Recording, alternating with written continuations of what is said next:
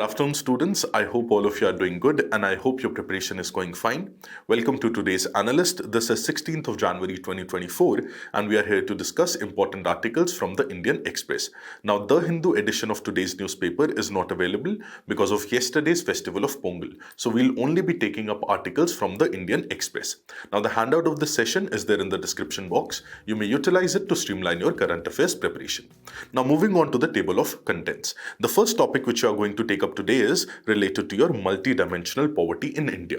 The second topic is related to CPI and WPI, that is your consumer price index and wholesale price index. The third topic is in relation to India-Russia ties, and fourth, last but not the least, is related to trade deficit in India.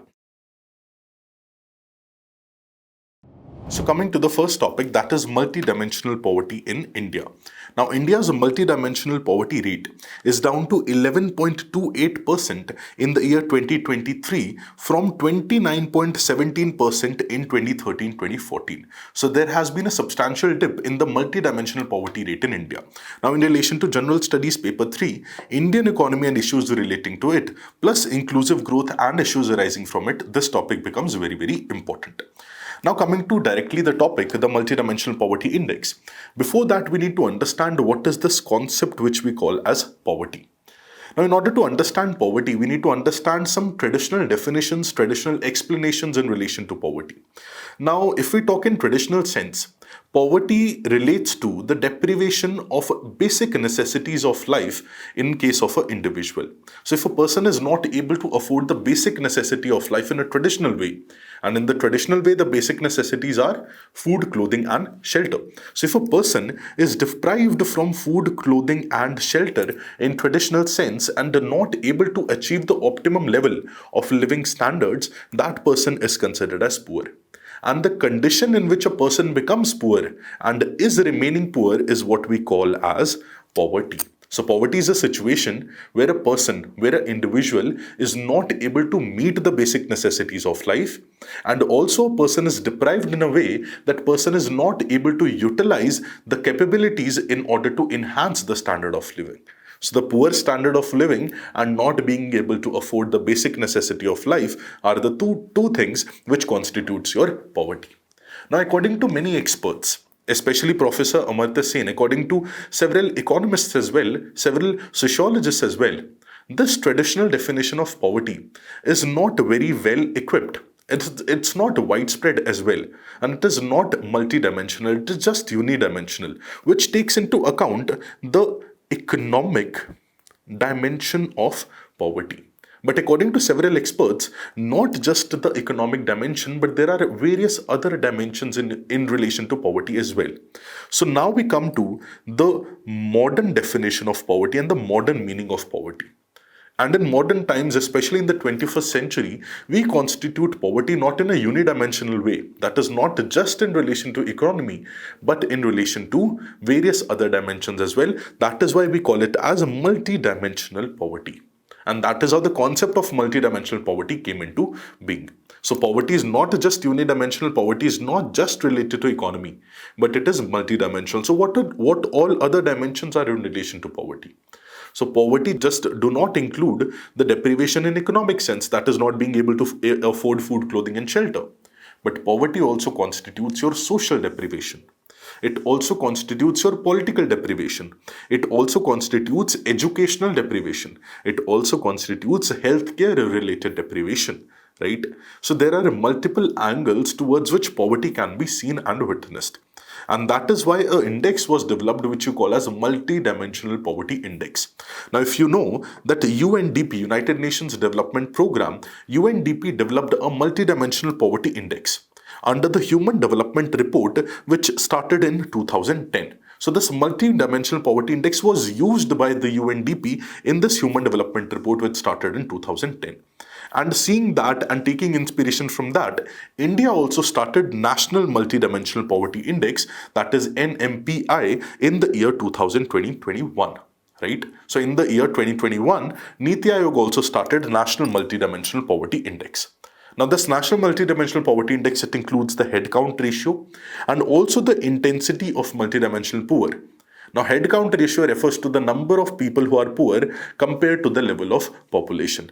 That means in a particular country, in a particular area, how many people are poor? That is the head count ratio. So it counts the heads of the people who are poor, right? So that is head count ratio. Second is intensity of multidimensionally poor people at national, state and district levels. So at all the three levels, this National Multidimensional Poverty Index basically gauges the intensity of multidimensionally poor people, right? So these are the two things which are there in the part of this index. Now recently what has happened that Niti Aayog's discussion paper titled Multidimensional Poverty in India since 2005-6 has stated that 24.82 crore people have escaped multidimensional poverty in India in the last 9 years. So before 2022, the 9 years which were there before 2022, in the last 9 years, 24.82 crore people came out of the multidimensional poverty or escaped the multidimensional poverty in our country. Now what we need to understand is what are the various indicators associated with multidimensional poverty. That is, what are the indicators which we use in order to make sure or in order to gauge that a person is multidimensionally poor or not. So broadly, the indicators are divided under three heads. That is your healthcare, second is in relation to education, and third is in relation to standard of living. Now, under healthcare, we basically gauge three things. That is the level of nutrition and the level of child and adolescent mortality and also maternal healthcare. So under healthcare, these are the three indicators which we see.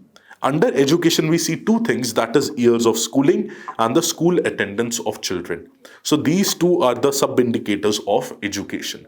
Under standard of living, there are more indicators. First is cooking fuel, second is sanitation, third is drinking water, then the housing facilities, then electricity facilities, then the number of assets or the total value of assets which the person is holding, and if the person is holding bank account or not. So all the indicators which we see here, it constitutes your multidimensional poverty index. I hope it is very, very clear for us. Now, if we see this particular graph, now this shows that from 2005-6, when 55.34% was the level of multidimensional poverty in India, that is 55% of the people were under multidimensional poverty. From 2005-6 to 2013-14, when this number was reduced to 29.7%, from this to currently 2022-2023, where only 11.28% of the population is multidimensionally poor, we have come a long way. And this shows that 24.82 crore people in these 9 years, 24.82 crore people have come out of multidimensional poverty or have escaped from the multidimensional poverty in our country. If we see the poverty headcount ratio, it has also reduced over this period of 9 years. Now, if coming to the specific areas where the substantial decrease in multidimensional poverty could be seen, the specific areas includes your state of Uttar Pradesh, state of Bihar, then Madhya Pradesh and Rajasthan. So these areas which have been highlighted over here, they particularly have seen substantial decline in multidimensional poverty levels. And of all the 12 indicators, there have been substantial improvement. That is why you see decline in the multidimensional poverty. And we have also achieved the SDG 1.2 goal, Sustainable Development Goals 1.2, which talks about reducing multidimensional poverty by at least half by 2030. So we have kind of achieved that goal much before the target itself. That is 2030. So this all tells us that multidimensional poverty, what multidimensional poverty is, why it is very important for us to understand poverty in a multidimensional way and not see in a unidimensional way, which was the traditional approach. Then what are the key indicators which tells us how a person can be categorized as multidimensionally poor. And after that, the performance of India in multidimensional poverty index, which is of course gauged by your Niti Aayog. So I hope this topic is totally clear for you. Now moving on to the second topic, that is CPI and WPI. Now, Consumer Price Index and Wholesale Price Index. Now, recently, India's Consumer Price Index based inflation rate has touched 5.7% in December. So in this relation, we need to understand what is the consumer price index based inflation and what is wholesale price index based inflation as well. We need to understand the both. And in relation to general studies paper 3 Indian economy, this becomes very, very important. So coming to first the consumer price index. But before we start with the consumer price index, we need to know what do you mean by the term known as inflation. Now, I have discussed this term multiple times in the earlier analyst as well, but again, I'm repeating that inflation refers to sustained increase in the price of goods and services. So sustained increase in the price levels of goods and services is what we call as inflation. Now, in order to gauge inflation, in order to understand what has been the level of inflation, or in order to track inflation, we use certain indexes. And two of the most popular index are consumer price index and wholesale price index. Now coming to the consumer price index. Now as the name is suggesting, it's a price index to gauge the level of inflation from the perspective of whom? From the perspective of consumers. So from the retail perspective, from consumers' perspective, this index is trying to gauge or trying to track what has been the level of increase in price. Now, who calculates this consumer price index? Your National Statistical Office, NSO, which is under your Ministry of Statistics and Program Implementation. And it is having various subgroups, which includes your food and beverages, fuel, light, housing, clothing, bedding, footwear, and all the other things as well. If you see this particular diagram, you can see that under consumer price index, there is weight given to all of these indicators. Now, first of all, if you see the consumer price index combined, you can see 45.9% given to food and beverages. After that, 2.4% given to pan, tobacco and intoxicants. Then 6.5% weightage given to clothing and footwear. Then housing is given 10.1% weightage. And after that, fuel and light, it is given 6.8% weightage, and miscellaneous is given 28.3% weightage. This we are talking about consumer price index combined, right? And what is the base year for it? The base year of consumer price index is 2012. Now, one very important thing to note here is one very factual thing, that in consumer price index, we take into account the increase in price of both goods and services. So goods as well as services rise in price over time is taken into account in this consumer price index. And as I already told you, that it tells us the perspective of the retail buyer, that is the consumer. So from the perspective of the consumer, what the end consumer is buying the commodity from the outside world, buying the commodity from the market. From that perspective, what has been the rise in price, what has been the inflation level in the economy, that is what your consumer price index tells us. Now, there are various types of consumer price index. See, because consumers in a country can be categorized into different segments. So based on that categorization, we calculate inflation level for different categories of individuals, right? Different categories of consumers. So in category of industrial workers, who are also very heavy consumers, so in their relation, we calculate CPI-IW, that is Consumer Price Index, industrial workers. Specifically for industrial workers, what has been the level of inflation. Then for agricultural laborers also, we separately calculate it. So CPI-AL, CPI agricultural laborers. Then for rural laborers also we calculate. So CPI rural laborers, then CPI combined. So CPI combined was what we saw in relation to the division of allocation of weights to all these areas. So we were seeing CPI combined. Right? So there are four types of CPI. One is CPI industrial worker, one is agricultural laborer, one is rural laborer, and one is CPI rural urban combined. Right? Now the first three, that is IW, AL and RL, they are compiled by your Labor Bureau, Ministry of Labor and Employment. So first three are by your Labor Bureau, Ministry of Labor and Employment. And the fourth one, that is CPI combined, that is rural, urban and combined, it is calculated by your NSO, National Statistical Office, Ministry of Statistics and Program Implementation. Now CPI, the base year for CPI IW for industrial workers, it is 2016. And the base year for your CPI rural, urban combined, it is the year 2012. I hope this is very clear for you. Let me tell you in brief again about CPI, that CPI tells us the inflation level from the perspective of the consumers. That is first. It includes both goods and services. It includes a lot of weights, which includes these commodities which we saw. Then the base year of it is 2012. Of course, it is including both in goods and services. CPI is divided into four. That is CPI IW, industrial workers, CPI agricultural laborers, CPI rural laborers, and CPI rural urban combined. The first three which we discussed, first three types, are calculated by your Labor Bureau under the Ministry of Labor and Employment. The last one, that is CPI rural urban combined, is calculated by your NSO, National Statistical Office, under Ministry of Statistics and Program Implementation.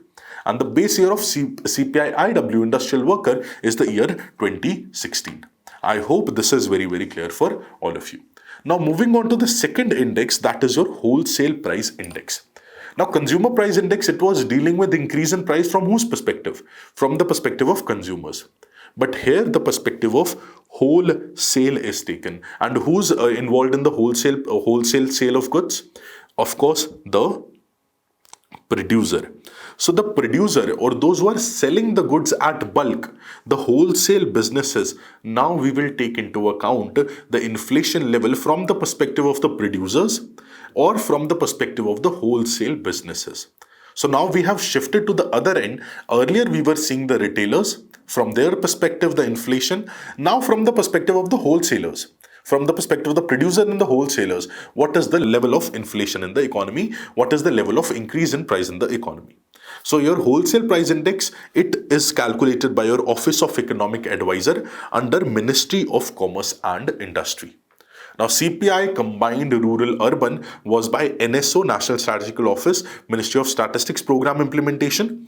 Wholesale price index, it's calculated by Office of Economic Advisor under Ministry of Commerce and Industry. Now, one very, very important thing, the distinction between CPI and WPI is CPI is including both goods and services, but wholesale price index only includes goods. Now, the primary reason for this is that usually goods are the commodities which are traded at a wholesale level. If I'm teaching all of you, I'm providing you a service. Now, can I provide you this particular service in bulk? It's not possible. Can I provide you this particular service at a wholesale level? Probably not. That is why only goods are taken into account in order to gauge your wholesale price index and the increase in price at a wholesale level. And the base year, it was revised from 2004-05. Earlier it was 2004-05. Now it has been revised to 2011-12. And this revision happened in the year 2017. So goods which are sold and traded in bulk by the wholesale businesses, they are the ones which are calculated, they are the ones which are taken into account in your wholesale price index. I hope this, and this image also you can refer in order to understand that in relation to wholesale price index, what has been the rate of inflation in our economy in 2022-2023. I hope this CPI and WPI difference is very, very clear in your mind. Now moving on to the third topic of today, that is Indo-Russia ties. So the ties between India and Russia, this becomes very, very important. Why? Because recently, PM Modi and Russian President Vladimir Putin have discussed a special strategic partnership between India and Russia. So they have discussed about the special strategic partnership between both the countries and also the development of a roadmap for the future initiatives between the two countries. Now, in relation to General Studies Paper 2, bilateral, regional and global groupings, agreements, this topic becomes very, very important from the perspective of your international relations, which is there in General Studies Paper 2. Now, let's understand what is the basis of your India-Russia ties. The foundation stone of India-Russia ties can be dated back to Indo-Soviet Treaty on Peace, Friendship and Cooperation of 1971. And from then onwards, India-Russia ties have grown upwards and upwards. Of course, a lot of obstacles were there in between, a lot of apprehensions were there in between, but from 1971 onwards, we have seen a very healthy relation and a very upward-looking trajectory between India and Russia's bilateral relations under various dimensions. So now we'll understand that why there is a strategic importance associated with India-Russia ties and why these relationships are strategically important for both of the countries. So first is in relation to energy security.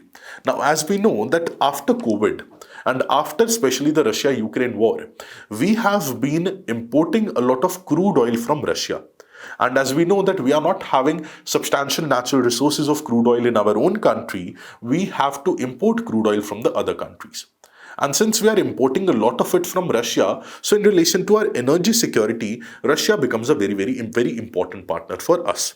And of course, a civil nuclear deal also, you will remember that civil nuclear deal between India and Russia, right? This also tells us is associated with Russia becoming an energy security partner for India. Now, defense partnership. Now, I don't need to tell you that Russia is the closest defense partner for India. Now, the Sukhoi and the MiG jets which we are having, or the BrahMos missile system which we have developed. So, we have imported from Russia the Sukhoi and the MiG jets. The BrahMos missile system we have jointly developed with the collaboration of Russia. The S-400 air defense system, the anti-missile system, that is also we are importing from Russia. Of course, in this particular S-400 defense deal between India and Russia, US is having a lot of apprehensions. But still, we are continuing with this import of this air defense system from Russia. So, in relation to the defense partnership, India and Russia's partnership is very deep. And also, if you see this particular pie chart, you'll be able to understand that India's arms imports by country from 1992 to 2021, Russia is having 65% of share. So the highest percentage of share is with the Russia. After that, it is Israel, France, US and UK, and then the other countries. So Russia is constituting 65%. From 1992 to 2021, 65% of our arm imports, which tells us that in relation to defense partnership, there is no other bigger partner for us than Russia. Then space technology as well. So the Roscosmos, their space agency, Russia's space agency, and ISRO, India's space agency, they are collaborating in a lot of efforts, in a lot of projects in relation to the space tech. And also the International Space Center. In relation to that also, we are cooperating a lot. We are having a lot of our own personals, the ISRO personals being trained at the Russian Space Center, right? So space tech relations between India and Russia, they are also very deep. Economic relations, if you see this particular graph, you will see that the imports, India's imports from Russia from 2020 to 2022, it has multiplied several times. So they have increased and increased. So economic relations, economic ties between India and Russia is very important. We import a lot of precious commodities from Russia, and Russia is also importing a lot of important goods and services from our own country, especially the IT and technology. Right now, our civil nuclear cooperation, and that also we are having very deep relations. So the Kudankulam nuclear power plant in India, it has been jointly developed with the collaboration of Russia. So this again tells us that India and Russia ties, they are very strategically important for both of the nations, right? But what we need to understand is that in the year 2023 and 2022, to an extent, Russia's foreign policy posture have been a little bit mixed. Right? Of course, Russia's relationship with Pakistan has improved. Russian President Vladimir Putin and the Pakistan's Prime Minister, they have met on multiple occasions. Now, their foreign ministers have also met on multiple occasions, and their bilateral talks are also ongoing between Russia and Pakistan. And also, we all know that India's relationship with Pakistan are not very great, right? So, Russia's relationship with China has also improved a lot. And their premiers of both the countries have also met multiple occasions, and they are also collaborating on a lot of other projects as well. See, because China is currently an economic superpower. Russia remains a defense superpower, a military superpower, but China has emerged as an economic superpower. So Russia and China are engaging with each other, but we all know that China is China is detrimental to our territorial sovereignty. And China has breached our territorial sovereignty multiple times in the past few years. So in relation to that also, the relationship, the geopolitical construct becomes a little bit tricky. And also in relation to Taliban, right? So US pull from the Afghanistan region, and then Taliban's takeover. So in the relation to that, Russia was having a little bit different stance than that of India, right? Now that also basically turns the foreign policy posture of Russia to a great extent other than that of India. Right, which again tells us that the relationship have become tricky over a period of time. But nevertheless, to say that India and Russia remain a very close partner. That both the countries have reiterated time and again that although for some issues, our postures might be different. For some issues, our, let's say, dimensions, or let's say our perspectives might diverge. but our bilateral relations, they will remain strong and steady. That both of the countries have reiterated multiple times. Now, there is a effect of Russia-Ukraine war also on our bilateral relations. Now, to the extent that India's stance on the resolutions against Russia in United Nations General Assembly, in UN, this also tells us that how deep the relations are.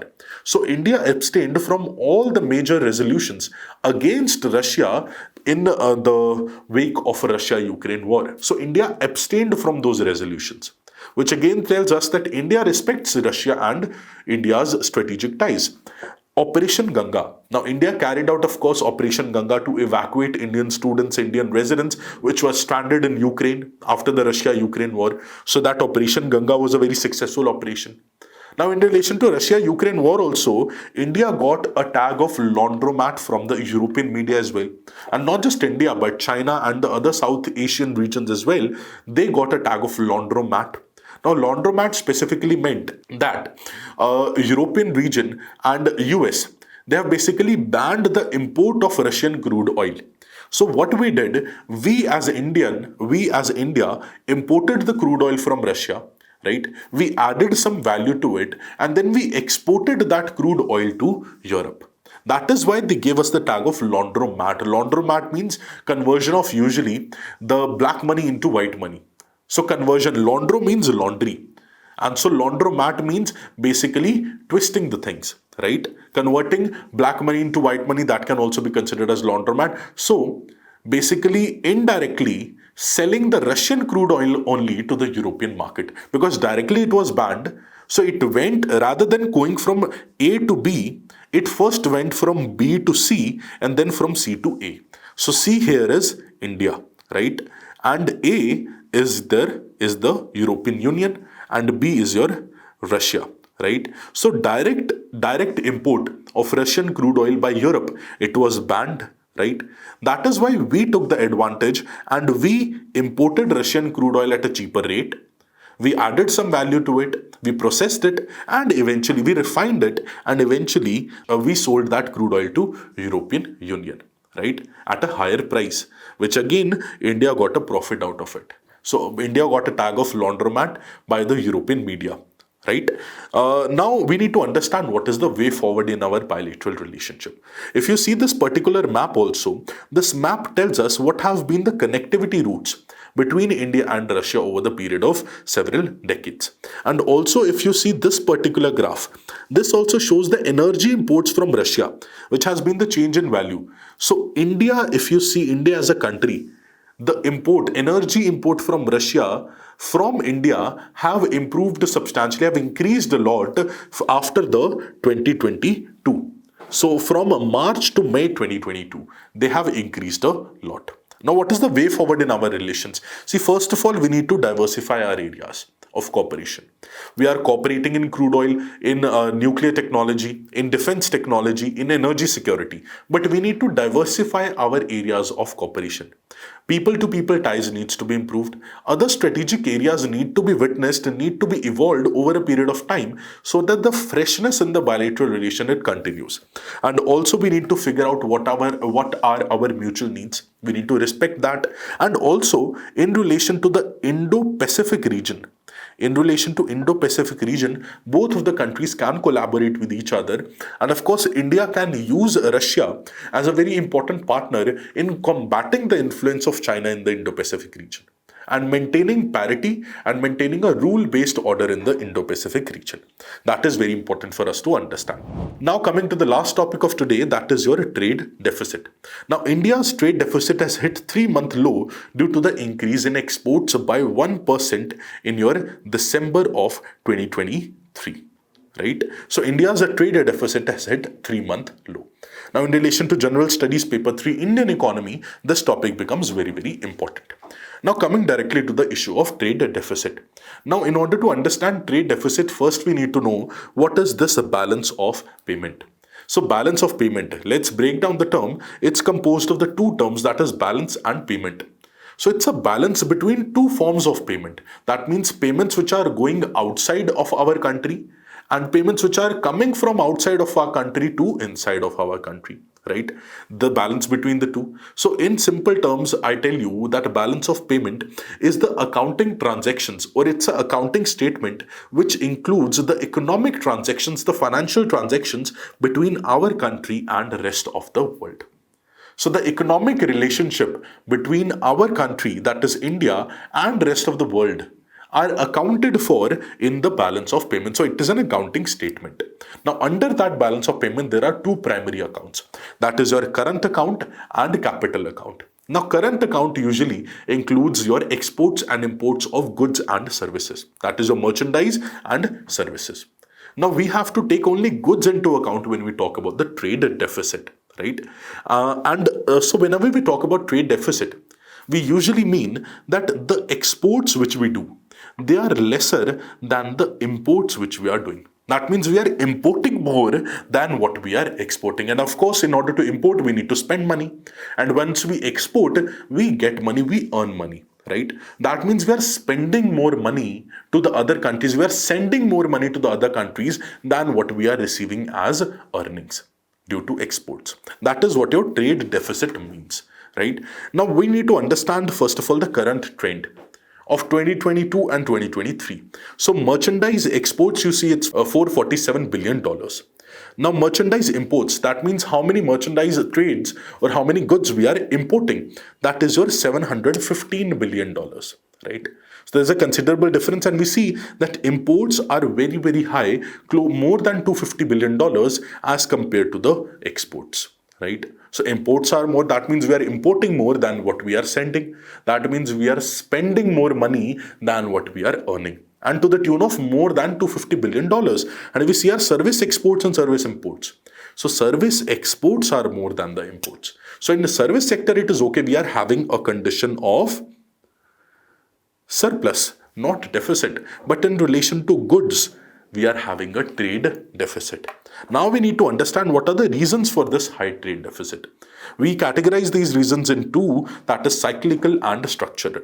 So in case of cyclical reasons, of course, there is a rise in real income in our country because of the economic growth in our country. So we are demanding more and more goods. That is why we are importing a lot from other countries as well. So because of rise in real income, there is high consumer spending. And because there is high consumer spending, there is higher imports from other countries. And investment spending in our country is very high. That is why we are spending a lot in other countries as well. And increased production. Now, since our production has increased, right? And since the other countries, for example, China, so China's production has increased. That is why we are importing a lot from China. And which again reflects that the reason for higher trade deficit in our country, right? Now, structural reasons, because of lower research and development, because of the low capital investment in our country, the other foreign firms are coming into our country. And because of low research and development, our technology remains poor. And if our technology remains poor, we are not able to manufacture a lot of goods and services. If you are not able to manufacture a lot of goods, we have to import those goods. So low R&D, low capital investment, the other reasons for it. Weak productivity. Now because of low R&D only, this weak productivity comes into play. And if productivity is weak, eventually the levels of production will also decline. If the levels of production declines, we have to fill the gap, and in order to fill the gap, we need to import goods.